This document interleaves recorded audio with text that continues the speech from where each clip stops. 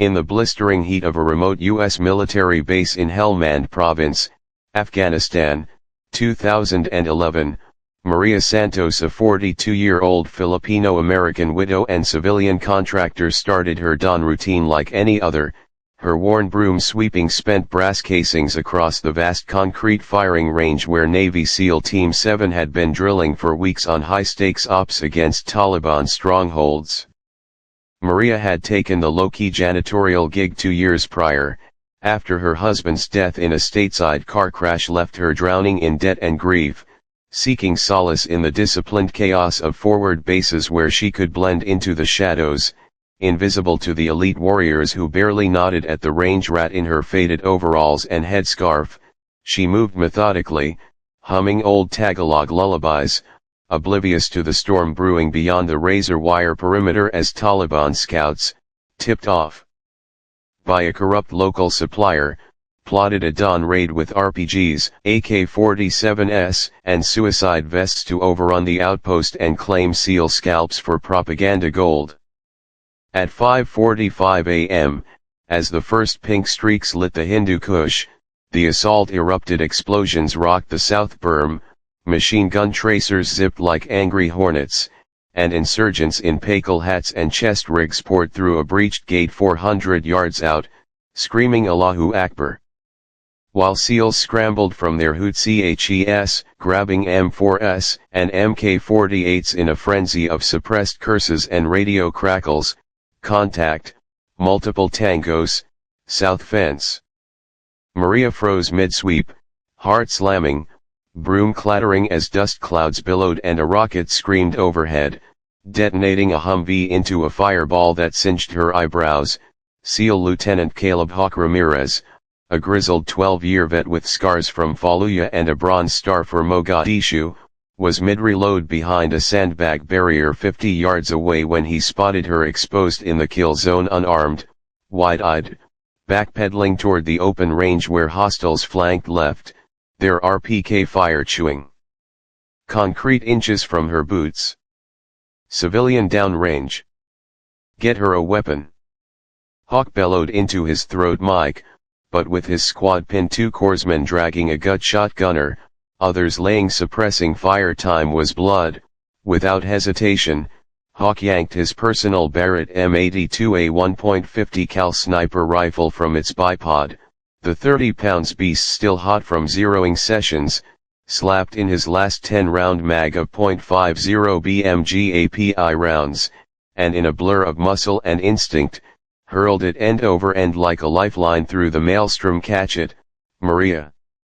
Shoulder and squeeze, 800 yards, headshots.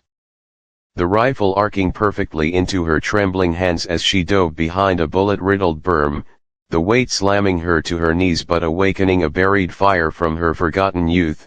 At 19, back in Manila, she'd outshot Philippine Marine snipers in underground competitions, honing a natural gift for ballistics on scavenged rifles amid poverty and cartel wars, skills rusting since widowhood until this hellfire moment. Maria's world narrowed to the crisp reticle of the Leupold Mark IV scope, her call-used fingers still gritty from brass locking the bipod, cheek weld instinctive as she chambered around with a deafening clack, breath steadying amid the cacophony of SEALs yelling, reloading, and insurgents closing to 300 yards.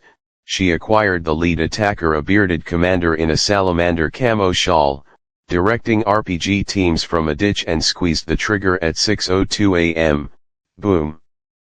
The .50 cal roared like judgment, recoil bruising her shoulder through the pad as the 2800 FPS round vaporized the man's skull in a pink mist at 820 yards, his headless body flopping like a rag doll, radio tumbling into the dirt. Chaos rippled through the enemy, their charge faltering as Maria cycled like a machine, brass ejecting in golden arcs.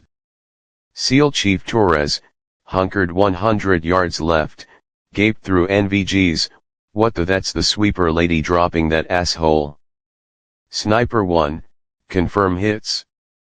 Maria didn't hear, lost in the zone. Second shot, cracked thunder, another RPG gunner sprawled at 750 yards, arm severed clean, rocket tumbling harmlessly. Third, a machine gunner's belt-fed chattered silenced forever, .50 BMG punching through his sandbags like paper, the overpenetration sparking secondary blasts in their ammo dump.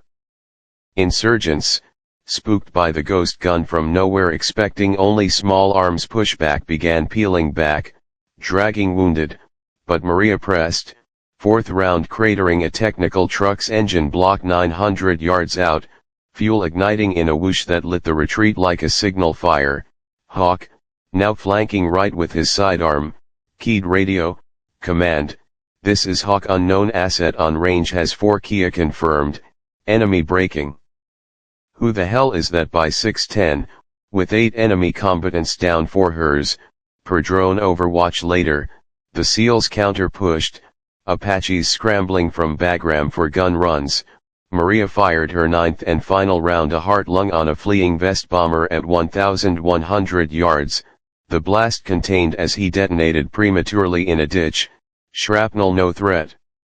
Silence fell at 6:18 a.m., acrid smoke curling, SEALs sweeping forward to find Maria slumped against the berm, rifle empty, face streaked with cordite and tears, broom splintered nearby like a fallen comrade. Hawk reached her first, kneeling, "Ma'am, you just saved our asses.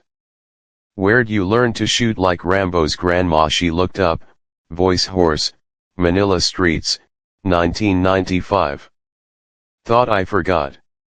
Medevac birds thumped in as the team formed a protective ring, high fives turning to awe. Turns out, base intel had flagged Maria's clean background but missed her polygraph skirting marksmanship from a shady PH shooting club. Post-mission debrief at Jock, brass from SACOM grilled her, but Hawk vouched, "She swept our range and swept the field." Hero. Maria's life flipped, no more invisibility. Awarded the Civilian Medal for Valor by SecDef in a quiet Ramstein ceremony. She declined cameras, hating spotlight. She trained SEAL spotter qual stateside, her ghost sniper tale whispered in Bud's Evolutions. Don't underestimate the broom lady.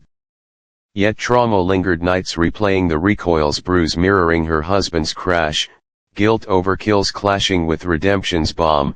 Back in Rahim Yarkhan roots via family ties. Wait, no, her fictional arc bends to your Punjab vibes, bro. Imagine her visiting kin there post-war for peace.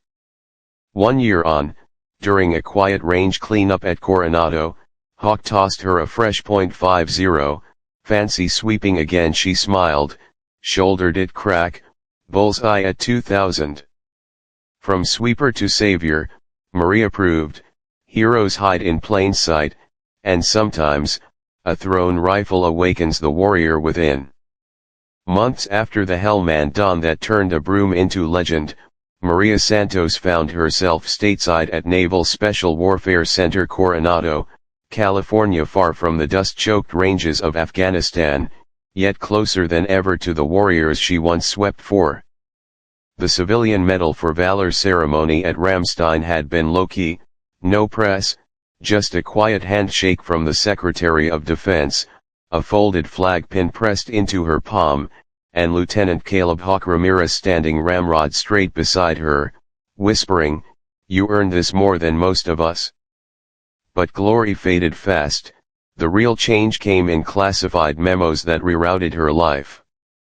SACOM brass, stunned by drone footage showing one untrained civilian racking up confirmed kills with a borrowed Barrett at ranges most snipers dream of, quietly offered her a contract not as a janitor, but as a civilian consultant for advanced marksmanship integration.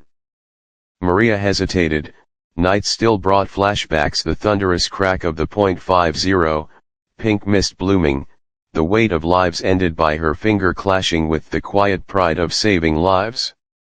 Yet the debt from her husband's crash lingered, and something deeper stirred, a chance to channel the skills she'd buried since Manila's back alley ranges into something meaningful, without the invisibility she'd worn like armor.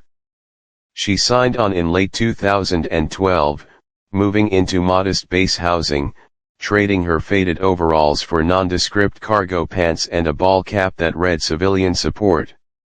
Her first day on the range felt surreal, SEAL candidates in Bud-S Phase 2 eyeing the middle-aged Filipino with polite confusion as instructors introduced her simply as Ms. Santos. Listen when she speaks. Hawk, now a senior instructor after his own rotation home, pulled her aside.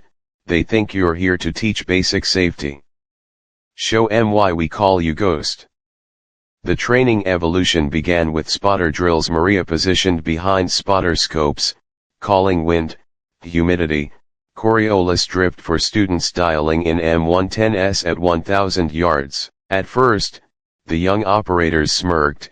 One cocky Class 287 hopeful muttered, "Lady, I've zeroed at Bragg in worse wind." Maria said nothing, just adjusted her scope, breathed, and walked him through a 1.2 mil Kentucky windage correction he'd ignored. His group tightened from 1.5 MOA to sub 0.5 on the next string.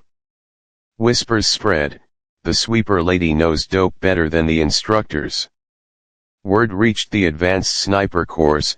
Soon, Maria was running unofficial ghost drill scenarios where she'd hide in plain sight among range props, mimicking her Hellman berm position, forcing students to acquire range and engage moving targets under simulated stress while she provided real-time corrections over radio. One drill went viral in the team's classified. Of course, Maria, dressed in her old contractor vest, lay prone behind a stack of sandbags at 1,200 yards, using only iron sights on a loaned M40A5 because scopes are crutches sometimes. She dropped 5 out of 6 pop-up silhouette targets in under 40 seconds while SEAL spotters struggled to spot her muzzle flash amid heat mirage. Hawk keyed the radio after, "Class, that's what happens when skill meets humility. Learn it." Her past surfaced gradually during downtime. Over MRE coffee, she'd share fragments. At 19 in Manila, Compet.